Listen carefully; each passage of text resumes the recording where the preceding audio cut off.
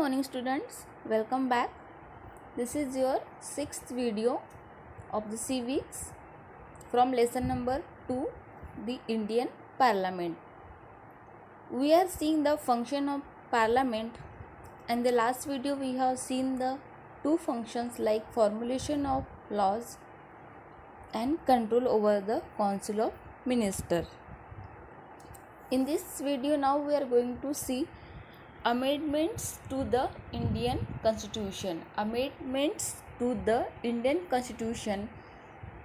So in the language of civics or in the language of Parliament, we can say this amendment means changes or some addition to the existing laws or some bills.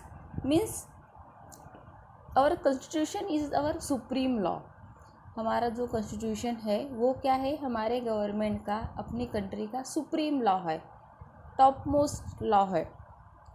तो उसमें कुछ अगर addition करनी है या फिर उससे में कुछ चेंजेस करने हैं, कोई रिगार्डिंग कोई बिल अगर उसमें कुछ चेंजेस करने हैं, तो that is the amendment to the constitution.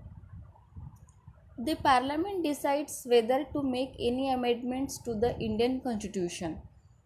So who has this power to make some changes in the Constitution of India? The only Parliament. Parliament को ये डिसाइड करने का पावर है कि जो कॉन्स्टिट्यूशन में जो भी बिल्स है या फिर जो भी लॉज बताए गए हैं उसमें कुछ एडिशन या कोई चेंजेस करने की ज़रूरत है या नहीं है. This supreme law has the power to control. This Parliament has the power to control over the supreme law of Indian Constitution. The Constitution Amendment Bills is the considered to be an important bill. Means Parliament में ये जो changes करने का जो bill है, जो resolution है, that is the most important thing for the Parliament.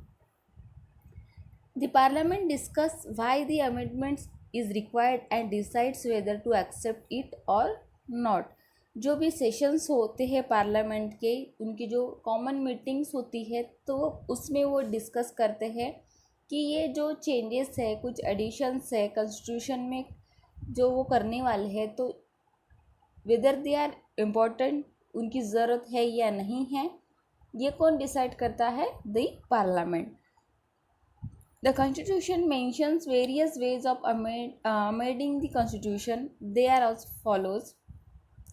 तो ऑलरेडी ये कॉन्स्टिट्यूशन में ही लिखा है कि पार्लियामेंट को ये पावर दिया जाता है कि वो इस कॉन्स्टिट्यूशन में ज़रूरत के हिसाब से कुछ चेंजेस या कुछ एडिशन कर सकते हैं. This thing is already written in this Indian constitution by the following ways like few provisions in the Indian Constitution are amended by the simple majority of the Parliament.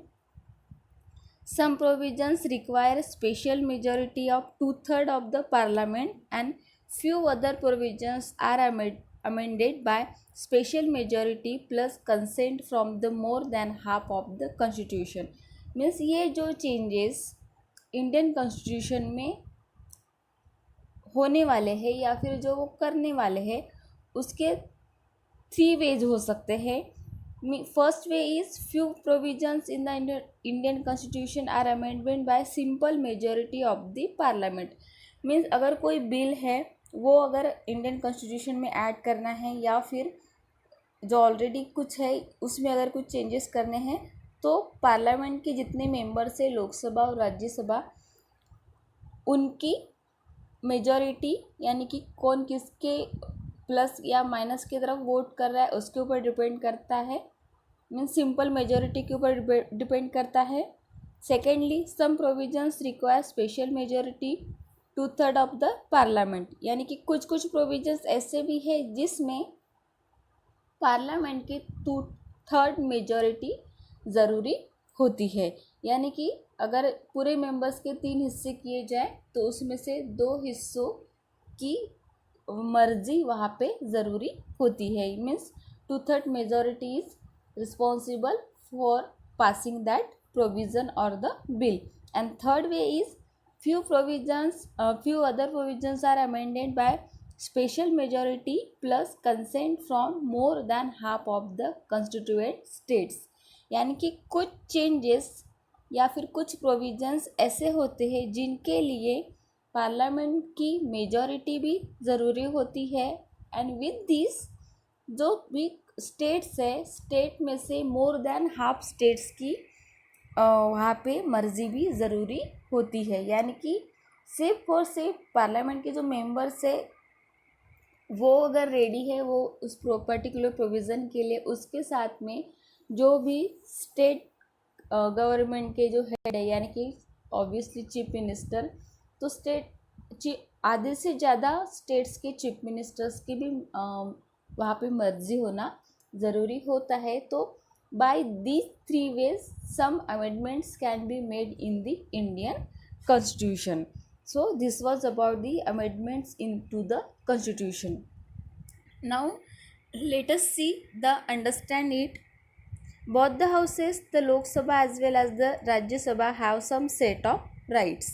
यानी कि दोनों houses को कुछ कुछ rights है, कुछ कुछ powers है, but there are certain rights that are enjoyed by the Lok Sabha and are not available to the राज्य सभा। कुछ राइट्स ऐसे हैं जो लोक सभा के लिए अवेलेबल होते हैं but they are not available for the Rajya Sabha. तो for example money bill related to the taxes are related to the finance, यानी कि फाइनेंस डिपार्टमेंट के जो भी बिल्स रहेंगे उससे रिलेटेड जो भी डिसीज़न लेने की अथॉरिटी है वो सिर्फ किसको होती है, लोकसभा को होती है। उसमें ज़्यादा इंटरफेयर करने का पावर राज्यसभा को नहीं होता है।